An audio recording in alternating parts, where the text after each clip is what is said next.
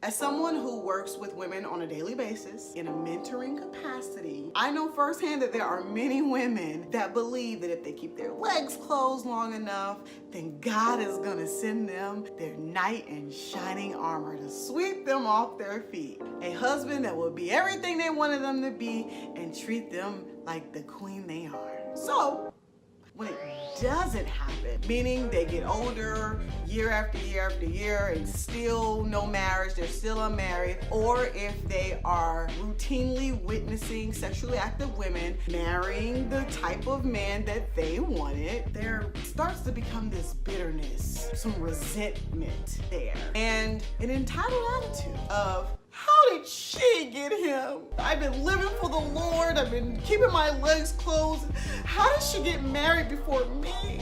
Now, one great, seriously, one great example of what I'm talking about comes from a post that I ran across recently on Facebook. This post comes from a Christian woman who has been celibate for years, and she's still single as she watches other women who aren't celibate getting married. So the post read, how come it's the ones who engage in premarital sex that are getting married? And yet we, who have been sticking to our principles, trying to do things God's way and praying for years, are still waiting and getting older by the day. Sis. Let me help you out, since somebody probably lied to you about what celibacy is and what it's supposed to do for you. Being celibate doesn't mean you'll be rewarded a husband. Being celibate doesn't mean you'll make a great wife. Being celibate doesn't even mean that you're enjoyable to men. And being celibate definitely doesn't mean that you should look down on or resent sexually active women who are getting married before you and having good marriages.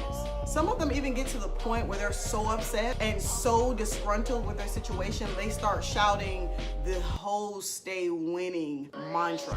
And this is their way of showing resentment and contempt for women that they deem as hoes, and to make excuses for them losing to these so-called hoes. Be celibate because you're convicted to honor God. Be celibate because you don't want to cloud your judgment while you're entertaining men. Be celibate because you want to save your body for the man that you feel truly has earned it. Don't be celibate because you think it's going to win you a man or give you a moral one-up on other single women who want to be married. You'll get your feelings hurt, sis. Bad.